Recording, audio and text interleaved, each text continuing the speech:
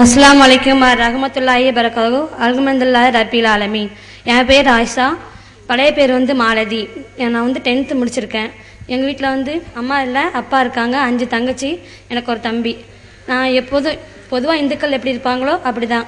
கோயிலுக்கு போகிறது, வைக்கிறது, எங்கள் வீட்டில் ஜாதகம் பார்க்குறது, எந்த ஒரு கஷ்டம்னாலும் ஜாதகம் பார்க்க, குறி பார்க்க அப்படி வந்துட்டு இருந்தாங்க. நான் சின்ன வயசுலேயே கிறிஸ்டின் ஸ்கூலில் சேர்ந்ததுனால அப்படி அங்கே ஸ்கூலில் சொல்லி கொடுக்கறது, அப்படி அங்கே உள்ள கதைகள், சேப்பல் போகிறது, ஜெபம் பண்ணது, அப்படி இயேசு மேலே நாட்டம் நான் இயேசுவை தான் சின்ன பிள்ளைலேருந்து இயேசு எனக்கு எது ஒன்றாலும் ஜெபம் பண்ணி ப்ரேயர் பண்ணி தான் நான் கேட்பேன்.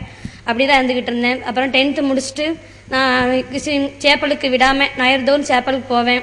அப்படி அங்கே ஞானஸ்தானம் எடுத்து பேர் மாற்றி அது வீட்டில் ஒன்றும் சொல்லலை, ஓரளவுக்கு அப்படியே போயிட்டு இருந்தது. அதுக்கப்புறம் நானே நினச்சேன், இந்த நம்ம எங்கள் இயேசுல சொன்னோம், அங்கே பெண்டேகோஸ்டில் சொல்லுவாங்க, இயேசுவோட படத்தெல்லாம் வச்சு கும்பிடக்கூடாது, நம்ம சும்மா தான் ப்ரேயர் பண்ணணும் அப்படிம்பாங்க. அப்போ இயேசுக்கு பிதான்னு ஒருத்தர் இருப்பாங்க அப்படின்னு சொன்னாங்க. அப்போ பிதான்னா யாருன்னு எனக்கு கேள்வி எழுப்பிடுச்சு. அதுக்கு அப்போது எனக்கு விட தெரியல. அதுக்கப்புறம் நானாக நினச்சேன், நமக்கு இந்து தெரியும், நம்ம கிறிஸ்டியனை பற்றி தெரியும், ஒரு வார்த்தை இருக்க சர்ச்சு போகிறனால தெரியும், இஸ்லாமா என்ன அப்படின்னு எனக்கு தெரியாது. அப்போ அது சொல்லதுக்கு எனக்கு வேறு யாருமே எந்த ஃப்ரெண்ட்ஸும் இல்லை. ஆமாம், தச்சையெல்லாம் நான் 10 வருஷம் கழிச்சு தான் திருப்பி 10th முடிச்சு வேலைக்கு போக ஆரம்பித்தேன். அப்போ பஸ்ஸில் எனக்கு ஒரு ஃப்ரெண்டு, ஒரு பொண்ணு என்னை பார்த்து என் கூட பேசினான். அப்போ நான் அவட்ட என் ஹாபிலாம் சொன்னேன், நான் இப்படி இருக்கிறேன் அப்படின்னு சொன்னேன். அப்போ அவள் எனக்கு ஒரு வேலை பார்த்து கொடு அப்படின்னு கேட்டேன். அப்போ அவள் திருப்பி நான் 1 மாதம் கழிச்சு தான் நான் அவளை சந்தித்தேன். 1 மாதம் உங்களுக்கு வேலை வாங்கி வச்சுருக்கேன், நீங்கள் ஜங்ஷன் திருநெல்வேலியில் அரசன் பேக்கரியில் உங்களுக்கு வேலை வாங்கி வச்சுருக்கேன், நீங்கள் வாங்க அப்படின்னு. அப்போ அங்கே போனேன்.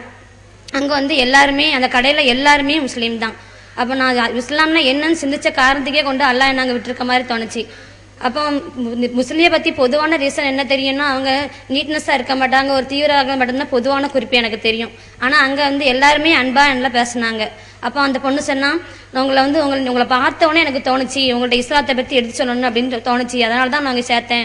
அவளே எனக்கு கொஞ்சம் கொஞ்சமாக இஸ்லாத்தை பற்றி சொன்னான். நீங்கள் சர்ச்சைக்கு போகிறீங்க, இயேசு நம்ம அல்லாவோட தூதர் தான், அதனால நம்ம அல்லாவை தான் வணங்கணும் அப்படின்னு சொன்னான். அப்போ அங்கே உள்ளவங்க மேனேஜர் இன்னொரு அண்ணாவும் சேர்த்து எங்களுக்கு தாவா பண்ணாங்க. அவங்க சொன்னாங்க, நீங்கள் இப்போ போட்டா பிடிக்கிறாங்க, பழையவங்களாம் யாபத்துக்காண்டி போட்டா பிடிக்காங்க, அப்போ போட்டா இல்லாதனால அவங்கள சிலையாக வடித்து வச்சாங்க, ஆனால் அந்த சிலைகளை தான் இப்போ நீங்கள் வணங்கிட்டு இருக்கீங்க. உங்கள் சாமியில் அழிக்கிறதுக்கு ஒருத்தன் ஆக்குறதுக்கு ஒருத்தன்லாம் இருக்காங்க, இங்கே அல்லாஹ் நம்ம என்ன சொல்ல, அல்லாஹ் தான் ஆக்குறான், அல்லாஹ் தான் அழிக்கிறான். அதனால ஒரு பஸ்ஸுக்கு ஒரு டிரைவர் தான் இருக்க முடியும், 2 டிரைவர் இருந்தால் அந்த ஒரு பக்கம் இங்கே ஒரு பக்கம் இழுப்பாங்க. அதனால ஆக்குறது அழிக்கிறது எல்லாமே அல்லாஹ் தான். நாங்கள் ஒரு உயிரை கண்ணால் பார்க்க முடியாது, உயிரோட இருக்க இல்லைன்னு எப்படி தெரியும், ஒரு ஆள் இறந்தா உயிர் இல்லைன்னு சொல்லலாம், அந்த உயிரை நம்ம கண்ணால் பார்க்க முடியாது. அதே மாதிரி தான் நம்ம அல்லாவையும் கண்ணால் பார்க்க முடியாது, என்னமானா அல்லாஹ் தான் நமக்கு எல்லாமே செய்யறான் அப்படி சொன்னாங்க. அப்போ எனக்கு ரொம்ப புரிஞ்சிச்சு. அதுக்கப்புறம் ஒரு குரான் கொடுத்தாங்க. நான் வீட்டில் யாருக்குன்னே கிறிஸ்டின்லாம் மாறிக்கிறதுனால அந்த குரானை வீட்டில் வச்சு படிக்க முடியல. அப்பா பார்த்தா பிரச்சனை ஆகும் அப்படின்ட்டு நான் படிக்க முடியல. அப்போ என் ஃப்ரெண்ட்டை சொன்னேன், எங்கள் வீட்டில் வச்சு இதெல்லாம் படிக்க முடியாது, நான் என்ன செய்யறது அப்படின்னு கேட்டப்ப, எனக்கு காயல்பட்டில் உங்களை சேர்த்து விட்றேன், நீங்கள் அவங்க எல்லாமே தெரிஞ்சுக்கலாம் அப்படின்னு சொல்லி அனுப்பினாங்க. அப்போ நானும் வந்த உடனே ஒரு சில மனமாற்றம் ஏற்பட்டுச்சு. இல்லை, நம்ம தங்கச்சி தம்பி தான் முக்கியம், நம்ம தங்கச்சி தம்பி நம்ம பேசவே மாட்டாங்க, இவங்க வந்தவங்க எப்படி பேச முடியும் அப்படின்னு நினச்சேன். அவனே திருப்பி நான் வீட்டுக்கு போயிட்டேன், இங்கே விற்க முடியாது, தங்கச்சி தான் ஃபஸ்ட்டு, அவங்க அல்லாஹ் 2வது தான் அப்படின்ட்டு போயிட்டேன். ஆனால் திருப்பி போன பிறகும் எனக்கு சின்ன வருத்தம், ஐயோ நம்ம நேர்வழியை விட்டுட்டு வந்துட்டோமேங்கிற வருத்தம் இருந்துச்சு. அப்போ நான் அல்லாஹ்ட்ட துவா செஞ்சேன், உன்னை வணங்கலாம் எனக்கு தெரியாது, இருந்தாலும் நான் துவா செய்கிறேன், என் தங்கச்சி தம்பிக்காண்டி தான் நான் வந்தேன், அதான் அவங்க நீங்கள் தான் பார்த்துக்கணும், ஆனால் எனக்கு நேர்வழி கண்டிப்பாக கிடைக்கணும், நான் இப்படி என் தங்கச்சி கூட இருந்தோம்னா நேர்வழி எங்கே நான் விட்டுருவோன்னு எனக்கு பயமாக இருக்குது, அதனால் நான் திருப்பி அங்கேயே போய் நல்லா படிக்கணும் அப்படின்னு துவா செஞ்சேன். அதே மாதிரி எல்லாம் திருப்பி என் ஃப்ரெண்டு மூலிமா நான் அதே இடத்துக்கு வந்தேன், அல்ஹம்துலில்லாஹ். இப்போ ரொம்ப இங்கே 5 நேரம் தொழுகிறது ரொம்ப மனசுக்கு நிம்மதியாக இருக்குது.